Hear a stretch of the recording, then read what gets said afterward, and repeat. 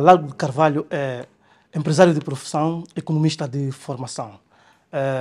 Foi durante muitos anos diretor de negociações da Sonangol e hoje o nosso entrevistado para a rubrica Grandes Entrevistas do Novo Jornal. Dr. Largo de Carvalho, ao longo de anos defendeu que Angola não devia construir refinaria. O governo, entretanto, decidiu construir refinarias em mais de uma província. Mudou de opinião? O que acha sobre a construção de refinarias no país? Isso é um assunto que eu quase acho que já não vale a pena discutir. Eu tenho a minha opinião, efetivamente. Não conheço nenhum documento que mostre a economia dessas refinarias. São refinarias que vão ter que ser subsidiadas para poderem funcionar. É a minha opinião. Mas o governo decidiu fazer, eu acho que já não há retorno. Se houvesse privados que tivessem decidido investir por conta própria e correr o risco, eu até achava normal. Acho que do ponto de vista do governo não é vantagem. Agora, o mundo é um mundo que está em tantas mudanças, em tantas alterações, que hoje quase que é difícil a gente conseguir prever o que é que vai acontecer nos próximos anos. Se vai haver falta de produtos, não tem havido falta de produtos no mercado. Sabemos que a zona toda da SADC precisa de combustíveis, embora, como vocês sabem, a energia, particularmente da Angola, não depende tanto de combustíveis, né? A maioria da energia já é renovável, o que é muito bom. Agora, eu não mudei de opinião porque não tenho melhores informações do que tinha antes. O desmembramento da Sonangol da função concessionária, do seu ponto de vista, foi a melhor decisão? É melhor assim? Você está-me a fazer perguntas sobre coisas que estão decididas. Eu podia ter, efetivamente, posso ter uma opinião diferente, mas foi decidido fazer de uma determinada maneira. Eu hoje já não vou comentar isso, porque eu teria feito de outra maneira, mas... De que maneira, por exemplo, doutor? É muito simples, tinha deixado de ficar a Sonangol como concessionária, tinha retirado dentro da Sonangol tudo o que é as empresas prestadoras de serviços. E essa parte é que eu criava uma empresa nova. Simples. Doutor, como é que olha hoje para o quadro macroeconômico do país? E ainda diz que não faz perguntas difíceis. O problema que se põe é que o país perdeu as grandes oportunidades que teve para conseguir criar uma economia alternativa ao petróleo. Tivemos produções muito próximos de 2 milhões de barris de dia, tivemos um preço de petróleo altíssimo e só isso já era suficiente porque nós não tínhamos capacidade de transformar isso em investimento. Além disso, fomos pedir financiamentos externos para fazer uma série de projetos. Projetos esses que, acho que está comprovado, não deram os resultados que se esperavam. Portanto, não houve... Os investimentos têm que ser feitos numa perspectiva, sobretudo na área económica, têm que ser feitos numa perspectiva de que têm resultados, que pagam os próprios financiamentos. Infelizmente, nós não chegamos lá. Portanto, hoje estamos no final a assistir a essa, digamos, má gestão das nossas disponibilidades, da nossa capacidade de fazer coisas. O que atualmente deve ser feito para alterar o quadro? Olha, nem eu sei. Não sei. E acho que ninguém consegue dizer. Agora, se o governo ou o Estado não fizer esforços para ser ele a dar o exemplo de gastar o dinheiro corretamente, não é possível ir a lado nenhum. O setor privado foi descapitalizado, está a ser estrangulado entre os custos financeiros e a carga fiscal e está cada vez com menos capacidade para fazer coisas. Portanto, se você descapitaliza o setor privado, é evidente que no meio disso tudo houve muito roubo, e a palavra tem que ser posta como deve ser. Muito do dinheiro que existiu no país foi roubado. E, portanto, diminuiu a capacidade para fazer coisas. Hoje é preciso que, efetivamente, a economia angolana se modifique, se altere. É tão simples como isto. O orçamento geral que nós temos, se nós tirarmos o petróleo da equação, as receitas do Estado em impostos não são suficientes para pagar a máquina que o Estado criou. Portanto, essa situação é uma situação que precisa de ser corrigida. Precisa de ser corrigida de alguma maneira. O Estado tem que aprender a gastar menos. Nós não podemos gastar, por exemplo, com o Exército, tanto como gastamos. Precisamos de exército, precisamos de segurança, sim senhora, mas também precisamos de professores, também precisamos de saúde, também precisamos de manutenção de infraestruturas e cada vez mais nós continuamos a preocupar-nos em construir novas. Mais escolas, mais hospitais, mais isto, mais aquilo, mais aquilo outro, enchemos de equipamento e depois aquilo não funciona. Não temos máquina para ter isso tudo a funcionar. Nós temos que pôr as coisas ao tamanho daquilo que somos capazes de absorver. Quando nós queremos encher o prato e depois não conseguimos comer, não vale a pena. Doutor, disse que houve muito roubo. Já não há roubo como no passado? Ou como é que é? Como é que olha Eu acho que o sistema está igual. Está igual? Em algumas coisas até está mais descarado.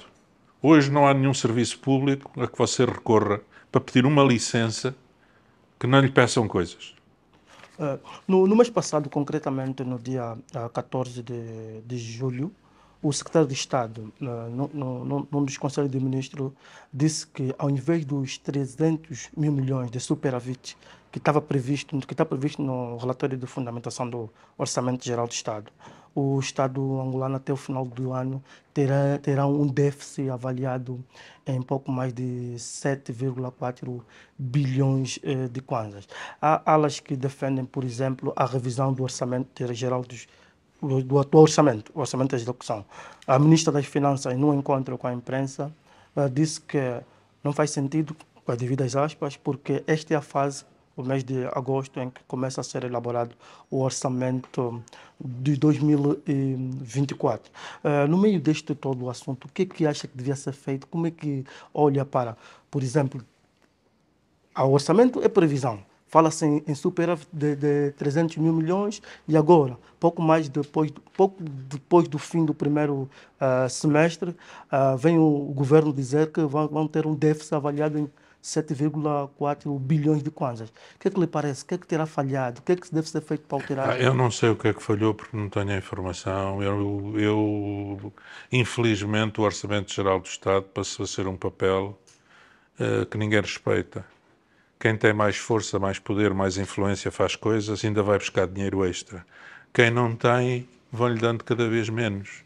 E, portanto, o Orçamento Geral do Estado não traduziu, nunca traduziu e cada vez menos traduz aquilo que realmente se vai fazer no país. Se há um projeto novo que é necessário desenvolver, vamos prepará-lo para fazer no próximo orçamento. Não vamos incluí-lo à pressa neste orçamento. E nós estamos todos os dias a assistir a essas situações. E depois diz-se, vamos cortar coisas essenciais. Vamos cortar coisas essenciais e continuamos a ver uma draga ali em frente à samba, não é? A trabalhar para fazer a marginal. É prioritário para o país? É prioritário para as pessoas aquele projeto? Não é. Não tenho dúvida nenhuma que não é. Portanto, as questões é quais são as prioridades. E quem está no poder é que define as prioridades. Nós podemos estar em desacordo com elas. O mais que podemos dizer é que não me parece correto. Não posso dizer mais nada. Acho que é preciso ter... É por isso que o exemplo tem que vir de cima. Todos os dias há adjudicações diretas. Todos os dias. Continua. Ontem saiu mais um para viaturas, não é? Quando se acabou de dizer que não vamos comprar mais viaturas até ao fim do ano. Desculpem, eu não entendo. Não consigo entender. O grande problema que se põe aqui é que a nossa economia está completamente distorcida. E eu explico rapidamente. O Estado encomenda coisas, não paga às empresas. Ok? As empresas não pagam aos funcionários, não pagam aos seus fornecedores. E depois cria-se aqui um molho de situações que são muito difíceis de conseguir resolver. O problema das empresas públicas, que todo mundo anda a dizer que são deficitárias, era preciso ir ver porque é que são deficitárias. Pode haver ineficiência, pode haver má gestão, sim senhora, mas o Estado não paga, os serviços públicos não pagam, uma série de entidades grandes não pagam, a água, a luz, os telefones, tudo, ninguém, não pagam. E quando não pagam, é evidente que a empresa não pode funcionar. E chega ao fim do ano, tem prejuízo e o Estado tem que subsidiar. Paguem as contas em tempo, paguem as contas certinhas e a roda da economia funciona. Agora, se as pessoas não respeitam os contratos que assinam, porque muitos dos contratos estão assinados com prazos de pagamento que não são respeitados, não há hipótese. E depois tem outra situação que agrava, que é os fornecedores, quando fornecem ao Estado, sabem que correm o risco de serem pagos dentro de 3, 4 anos, às vezes 5. Ok? O que é que fazem nessas circunstâncias? Dobram o preço, pelo menos. No meio disso tudo, acha que não há vontade política de fazer bem as coisas?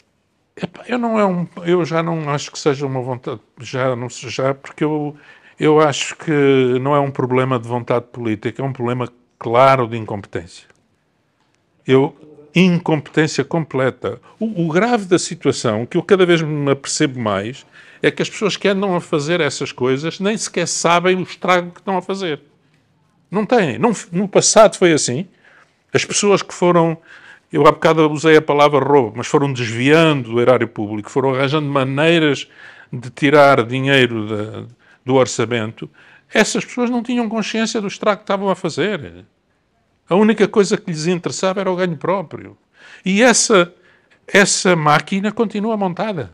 Não foi desmantelada. O que é necessário fazer para desmantelarmos esta máquina? É preciso o Presidente dar o exemplo. Mais, é punir. Tem que haver punições drásticas. Mesmo esta história dos tribunais que demoram 2 anos para discutir coisas que são tão evidentes. Tem que haver mecanismos de urgência para pôr ordem no país. Se esses mecanismos não existem, o país vai continuar a degradar-se. Não tem... Nós estamos a pôr o mesmo remédio em cima das coisas, que é dinheiro. E o dinheiro não resolve. Só. Doutor, vamos voltar um pouquinho para o setor petrolífero, que é um ramo que muito domina. Já não sei se domino, já não domino nada. Como diz o outro, o que a gente sabe é que aquilo que não sabe é maior do que sabe. Mas pronto.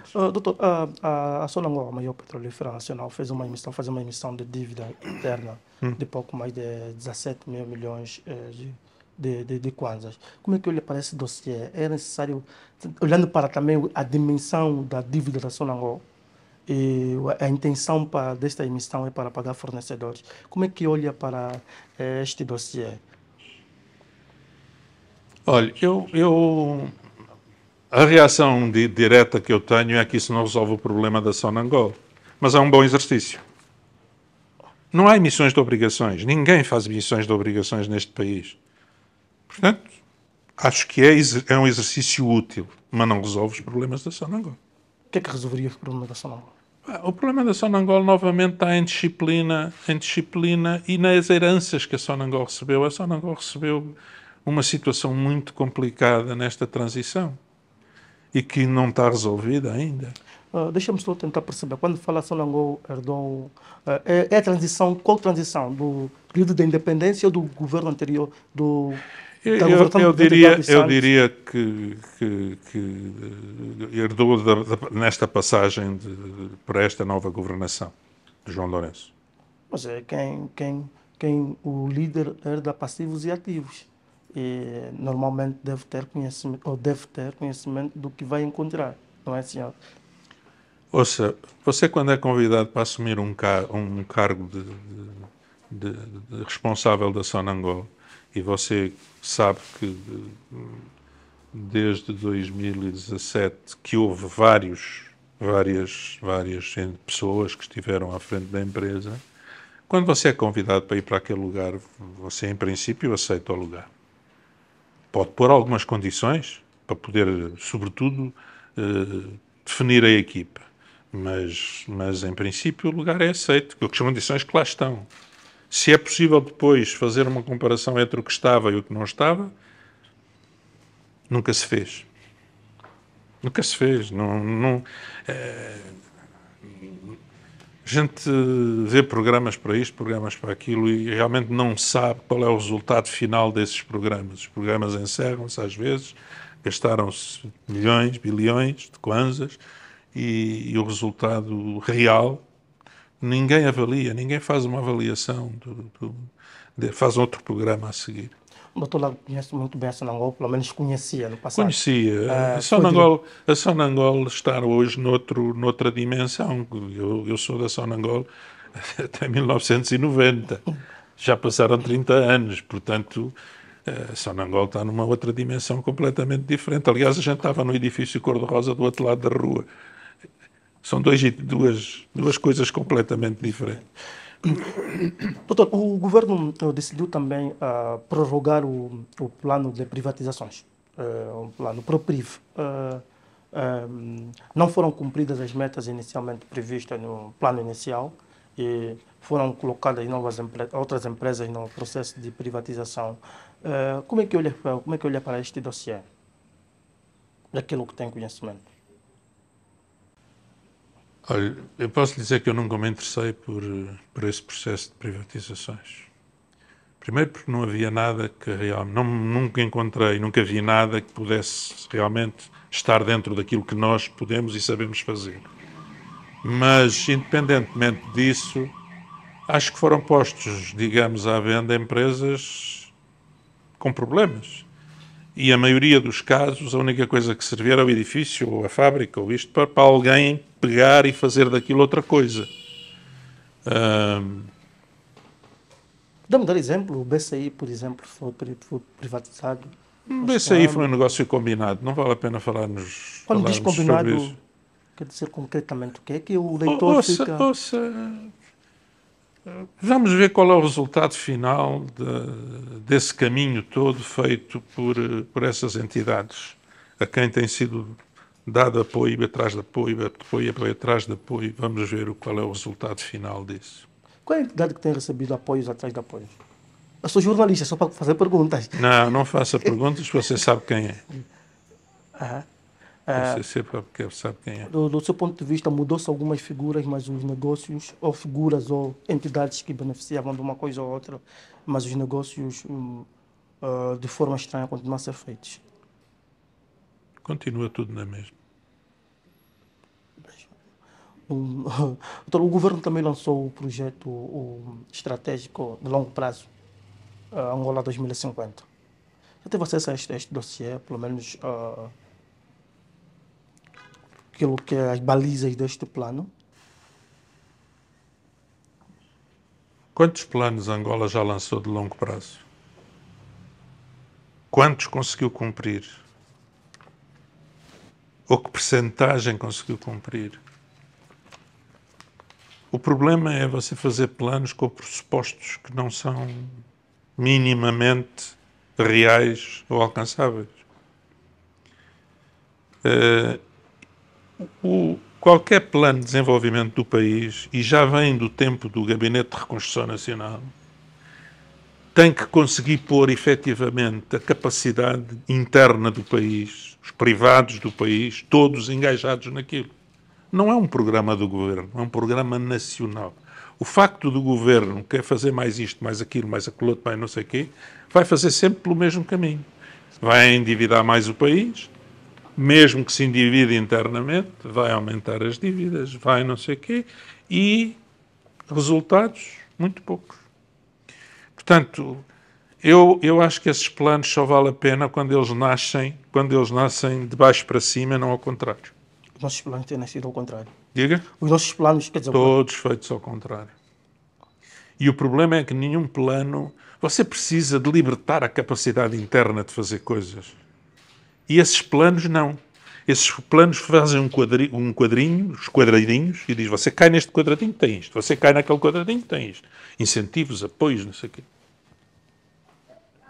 A economia não funciona assim. A economia é um... Você, quando olha para a agricultura, o desenvolvimento da agricultura obriga a tudo e mais alguma coisa que se possa imaginar. desde a investigação, desde o apoio à produção, desde os equipamentos, desde os operários que operam os equipamentos, manutenção de equipamentos, seguros, finanças. Você tem que enquadrar isso tudo para conseguir que realmente as coisas se desenvolvam. Há algumas tentativas, e eu até acho que há muita gente honesta a tentar fazer as coisas, mas... Um intelectual, em boca pequena no privado, disse que o nosso país, em determinado setor, parece estar ser governado por máfia. Está aqui? Parece uma máfia por trás de um conjunto de... A organização é mafiosa. A organização neste país é mafiosa. As pessoas não gostam de pôr os nomes nas coisas, mas é o nome que se dá quando efetivamente alguém, para fazer alguma coisa, tem que ir pagando para proteção. E isto é a forma como o país está montado. Infelizmente é. Infelizmente é. E foi-se agravando. E se você não entra no jogo, é difícil. Muito difícil. Como empresário, como é que tem sobrevivido? Não entrando no jogo. Alegremente não me pergunto como. E, efetivamente, as minhas empresas hoje estão reduzidas a... Porque não tem como sair, digamos, você entrar no jogo. Eu não posso entrar no jogo, particularmente quando você trabalha para os petróleos, tem parceiros estrangeiros, tem que respeitar determinada forma de atuação. Não tem como. Não tem como. E, portanto, você não consegue fazer. Esta organização, a máfia, como é um problema, é um problema que vem de há muitos séculos atrás. É um problema da forma como as pessoas acham que podem ganhar dinheiro. Você veja, qualquer pessoa que quer fazer alguma coisa, cai-lhe todo mundo em cima. Cai-lhe todo mundo em cima de todos os ministérios, de todas as coisas. Não é o problema da licença, ou disto ou daquilo. Cai-lhe todo mundo a pedir isto, a pedir aquilo, a pedir aquilo outro, a pedir mais papel. Olha, para lhe dar este papel é mais não sei o quê. Às vezes, para a mesma coisa, são precisos, pedem-lhe 4 papéis, a mesma entidade. E depois inventam estudos que você tem que apresentar, mas para apresentar os estudos tem que usar uma empresa que é do pessoal do Ministério. E isto acontece. Tranquilamente. E descaradamente. O grande problema é que já é hoje descarado. Como é que você vai classificar este sistema assim? Não é o problema de não termos aqui investidores, digamos, tem as petrolíferas que, digamos, têm certo peso para fazer. O resto, só com grandes ligações ao poder. Senão não faz. Esta suposta... As pessoas vão achar que eu estou-me a queixar porque não tenho esse apoio. Mas não, eu sobrevivo bem, tenho sobrevivido bem, até agora ninguém me tratou mal, mas reconheço que enfim, e sobretudo qualquer jovem que queira fazer qualquer coisa, meu amigo. Isto, do seu ponto de vista, também tem afastado os investidores estrangeiros? Claro. Mas não tenho dúvida absolutamente nenhuma. As pessoas acham... Você tem uma administração pública que é, como é que é de dizer, que é um obstáculo ao investimento, ao desenvolvimento. A administração, em vez de apoiar qualquer pessoa, dizer, você quer fazer isto, eu vou-lhe dar este apoio, vou-lhe fazer assim... Não, é ao contrário. É ao contrário. E as pessoas acham que uma empresa com alguma dimensão, um investidor importante, quando entra no país, não recolhe essas informações. Recolhe. Ele sabe como é que o mercado funciona.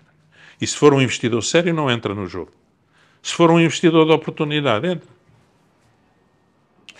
Enquanto empresário, até que ponto a desvalorização do Kwanza face às moedas fortes, concretamente o dólar e o euro, tem afetado os vossos negócios? O negócio da classe empresarial e o seu em particular? Os negócios do petróleo têm alguma proteção, sim. mas para o resto das pessoas está muito difícil.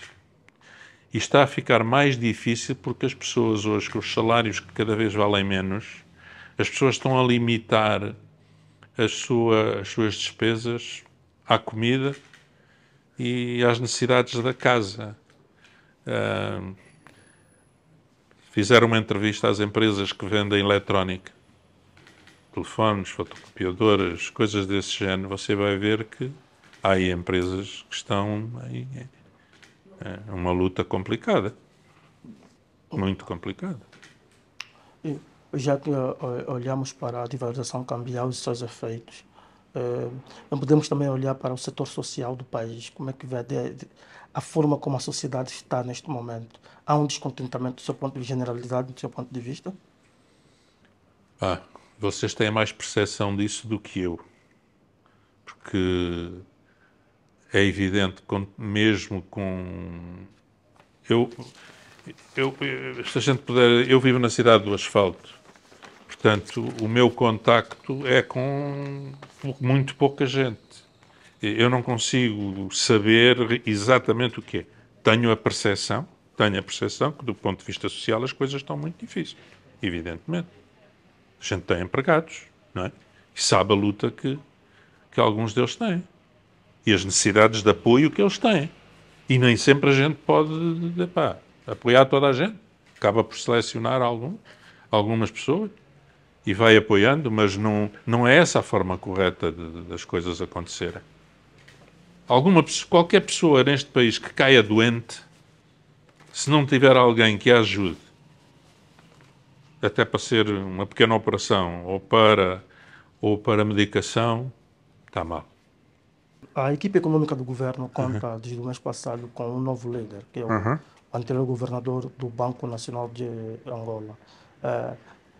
Acredita que fará um milagre para alterar o atual quadro? O que ele deve fazer se quiser, de facto, que este quadro, que é muito contestado, seja alterado, tanto pelas empresas como todo o setor econômico do país e social também?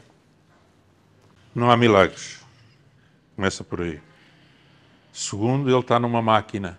E a máquina impõe-lhe determinados comportamentos. Ele pode tentar fazer alguma coisa.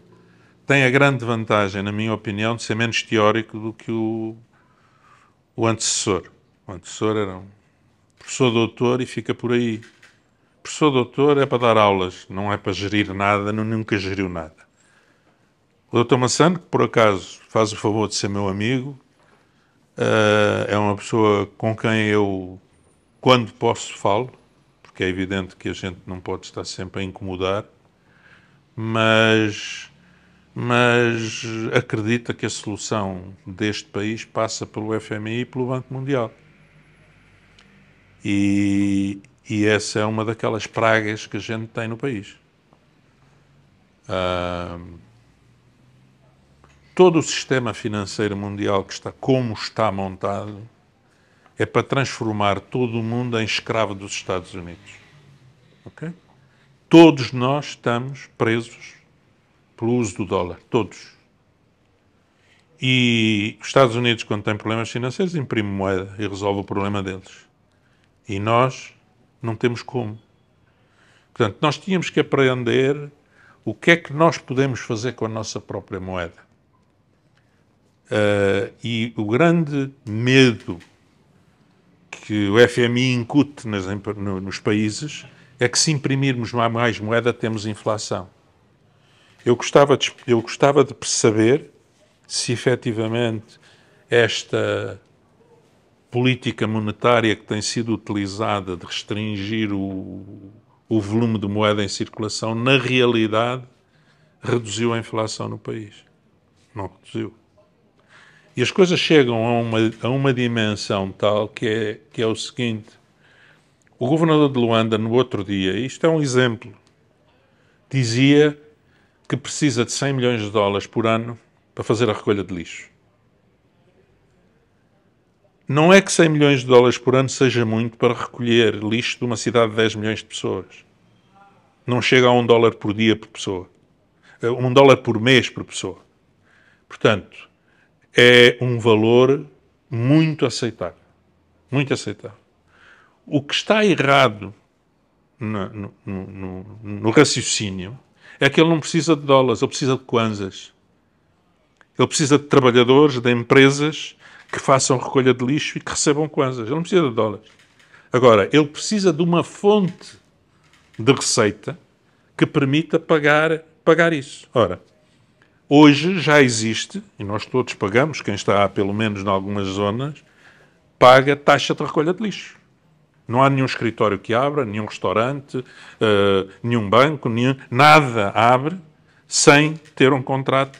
Tem que ter um contrato de recolha de lixo.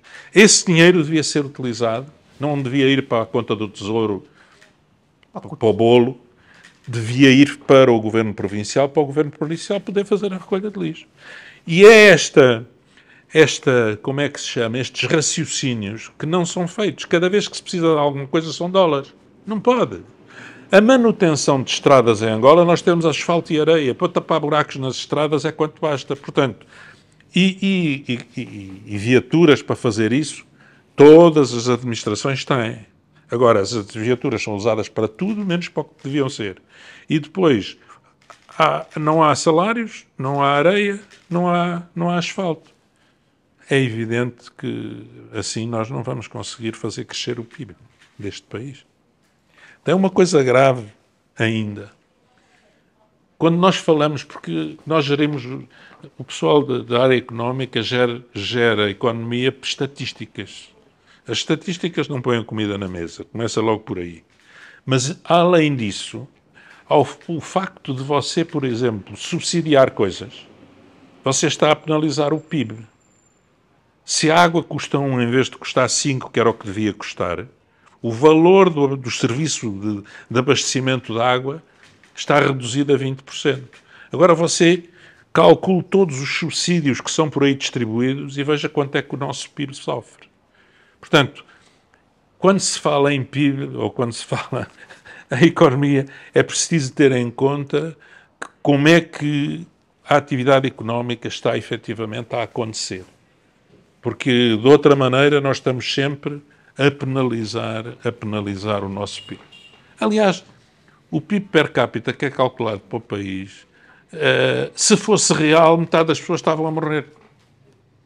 Não é hipótese. O que não é verdade. Todo o comércio informal, toda essa atividade, tudo isso as pessoas não entram no PIB. E como não entra no PIB, aquilo que, digamos, que as estatísticas dão realmente é um valorzinho muito pequeno. E isto não quer dizer que as pessoas vivam melhor do que a estatística diz. O que eu quero dizer é que a estatística não traduz a realidade. O mercado informal é um dos outros grandes ossos estranhos, ou podemos chamar aqui de uma pedra no sapato da nossa economia.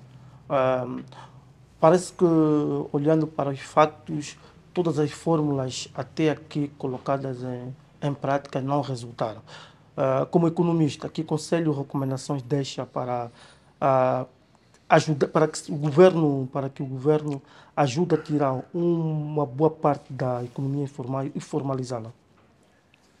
O programa de formalização da economia assenta basicamente numa coisa: cobrar mais impostos. E é isso que toda a gente que está no mercado informal vê. O programa tem que ser apresentado ao contrário. Que vantagens tem ou podem ser dadas a quem está na informalidade passar a ser formal? E vantagens podem ser prioridades na educação dos filhos, podem ser prioridades na saúde, podem ser determinados aspectos da vida das pessoas que lhes melhoram a vida. Agora, só querer cobrar impostos, todo mundo foge da formalização. Eu estou a dar exemplos simples, não é? É um trabalho que tem que ser feito. O que é que alguém que muda para a área formal beneficia? As pessoas não têm consciência que para viver numa cidade elas teriam acesso à água, à luz, a ruas, enfim, ruas iluminadas, mais segurança, enfim, devia ser. Tem? Não será essa uma das razões também que leva a Não população tem. E portanto, quando a gente diz as pessoas deviam pagar, por exemplo, para o governo provincial para terem mais serviços, mais qualidade de vida, ninguém quer pagar. E o engraçado é que são capazes de ir pagar o dízimo na igreja. E a Igreja não lhes promete nada na terra. Vão ter um mundo bom, mas aqui na terra não. Portanto, as pessoas estão mais disponíveis para contribuir para as igrejas do que para terem bons serviços públicos. O que é, para mim, perfeitamente inaceitável, incompreensível.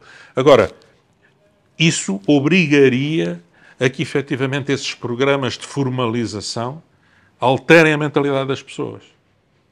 Sejam capazes de, efetivamente, fazer as pessoas entender o que é que podem ganhar com a formalização, o que é que podem ganhar com a contribuição para a sociedade.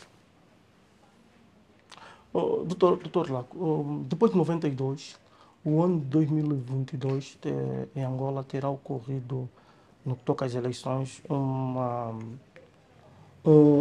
eleições um pouquinho mais recheadas, ou seja, Eleições quê? eleições mais Disputadas? disputadas, em teoria, podemos assim dizer. Por exemplo, a UNITA com seu candidato e o MPLA com o presidente Lourenço.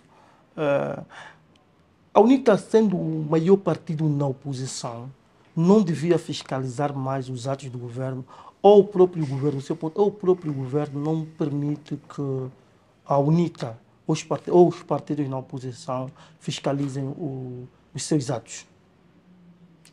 Não são nem a UNITA nem o MPLA. Devíamos ser nós que devíamos ter condições para fiscalizar o que é que se passa nas eleições.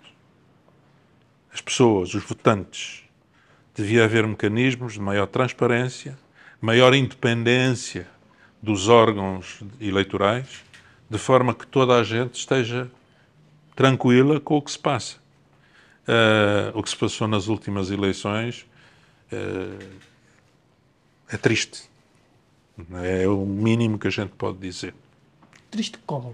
É triste porque não é possível contar os votos nas mesas. Não é possível que ninguém, seja uma ONG, seja a sociedade civil, seja o que for, fazer o apanhado do que é que se passa nas mesas, somar isso tudo e ter uma contagem paralela à da CNE. Não é permitido isso. E tinha que haver. Tinha que haver. É a única forma de controlar o resultado das eleições. Você no seu bairro sabe quem ganhou. O outro no outro bairro sabe quem ganhou. A soma disso tudo devia ser conhecida. E a soma disso tudo são os números da CNE. Só. Ninguém mais pode auditar ou confrontar esses números. Portanto, o processo é um processo que pelo menos não é transparente. Pode ser que os números até estejam muito certos, mas não são transparentes. Estamos diante de uma CNE politizada? Muito. Então. O Conselho Nacional Eleitoral é completamente controlado. Que recomendações deixas? Eu não faço recomendações, que eu não... Para que não ocorram erros em 2027. Não me compete. Iguais. Eu acho que as pessoas funcionam em função dos seus objetivos. Os objetivos de quem está no poder é manter-se no poder. Mas Agora, devem cumprir as leis. Essa é a parte difícil. As leis neste país são ótimas. E são copiadas de países que têm as coisas organizadas. Só que nós não temos as coisas organizadas e há pessoas que estão acima da lei. Neste país há pessoas acima da lei. Doutor Lago, há mais alguma coisa que não disse que queria acrescentar na nossa entrevista? Não, a única coisa que eu posso dizer é que estou triste com esta situação toda que a gente tem no país. Não precisávamos disto. Não podíamos ter, efetivamente, um país mas muito diferente. Não é diferente, é muito diferente. E estou triste com isso, mais nada. E, aliás, porque eu estou na ponta final. Não é? Eu tenho que viver alegremente os poucos anos que ainda tenho. Se a gente entra num desespero completo, numa tristeza completa, também não vivo. Eu tenho que ir vivendo estes meus anos de forma mais tranquila possível. Mais nada. Okay. Termina assim mais uma grande entrevista. O nosso entrevistado de hoje foi Lago de Carvalho, economista e empresário. Obrigado.